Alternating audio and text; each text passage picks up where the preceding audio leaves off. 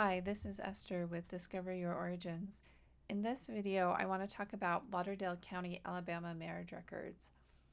Part of my hypothesis for Darthula Ross is that she is actually Darthula Langford, the daughter of William and Drusilla Langford. And I think Darthula Langford married Thomas Ross. Thomas Ross dies, and now Darthula Ross marries William Jasper Eaton. In order to help prove this hypothesis, I really need to find a marriage record, if it exists. And I have to look in two different places, Lauderdale County, Alabama, and Limestone County, Alabama. So Alabama began recording marriages about 1820. Lauderdale County is not a burned county, but Florence, which is the county seat, was destroyed during the Civil War. So the courthouse was still standing at the end of the war, but it is still possible there was some record loss. Limestone County, however, is a burned county, and there were a lot of records lost. There were some that survived from before the Civil War, but there's not as many, and so it's hard to say what was lost. There are several record collections on Alabama marriages in Family Search and Ancestry. Unfortunately, most of those collections do not include marriages for Lauderdale County. There are a few indexes available, but the indexes stop in 1857. Limestone County has digitized all known marriage and court records and have placed them online at the Limestone County Archives webpage. They have a master index that is pretty easy to search, and so when I searched for Darthula Langford or Thomas Ross, it didn't return any results. It doesn't mean a marriage didn't happen between those two in that county, it just, the record collection doesn't include it. So there are marriage record collections for Lauderdale County on microfilm, and these can be viewed at the Family Search Library in person in Salt Lake City, and the Florence Public Library in Florence, Alabama, and the Florence County Courthouse. And that's the only way to view these marriage records. So let me show you what's available by going to the Family Search Catalog. To find it, the Family Search Catalog, you go to Search and Catalog. And I find the best way to find these collections is by locality. So let me search for Lauderdale County, Alabama. And these are located under Vital Records. And you can see there are a few different collections. The indexes include this one here that covers 1820 to 1857 by W.E. McLean, and another one by Dixie Mae Jones. And these are pretty good indexes, but they are also partially unreadable. Some of the images are not photographed very well. And it's partly possible because of the way they were created originally and making the filming of those difficult. But the one that I like and would really like to see is the actual original records and not a transcribed record. And that's this one right here. Marriage records for Lauderdale County, Alabama, 1818 to 1952. You can see that these have been digitized by Family Search if there's a DGS number, but they still are only available for viewing on microfilm. And this is because of the original record agreement between Lauderdale County and Family Search. Lauderdale County placed the most restrictive levels on these particular historical records, and I'll talk more about what can be done about that. But because of that, it means that you can only view these records on microfilm in person. And the record collection that I need to look at is this one right here, Marriage Records Volume 2 through 3, 1838 to 1857 and 1859 to 1872. And you can see that 1858 is missing, which is really curious and probably the year that I need.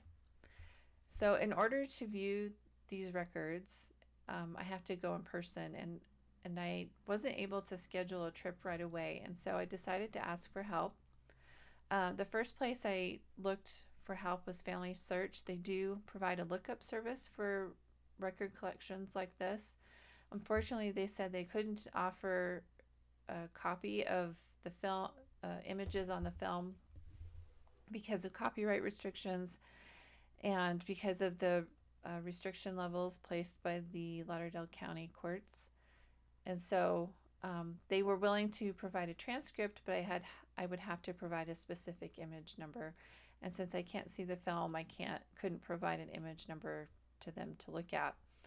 And so I decided I needed some additional help, and I went to the Random Acts of Genealogical Kindness.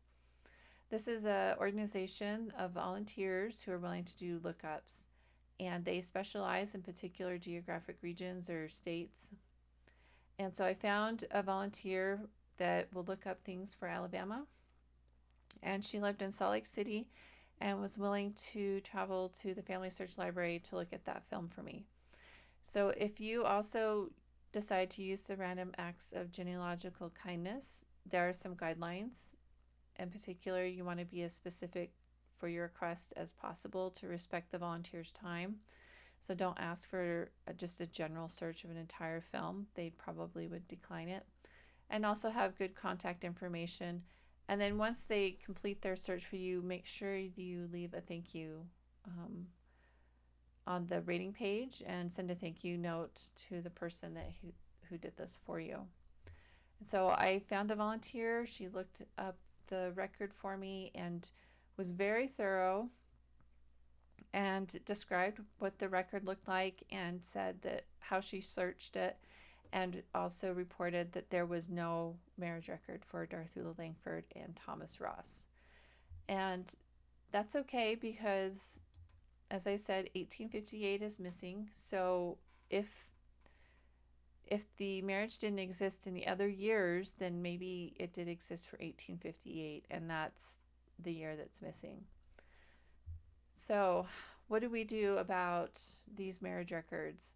Because these are historic and they should be made available to the public more freely. And one thing that we can do is file a claim with the Reclaim the Records organization. It's also a nonprofit group that works to help free up records, and they submit record requests using the Freedom of Information and open data requests.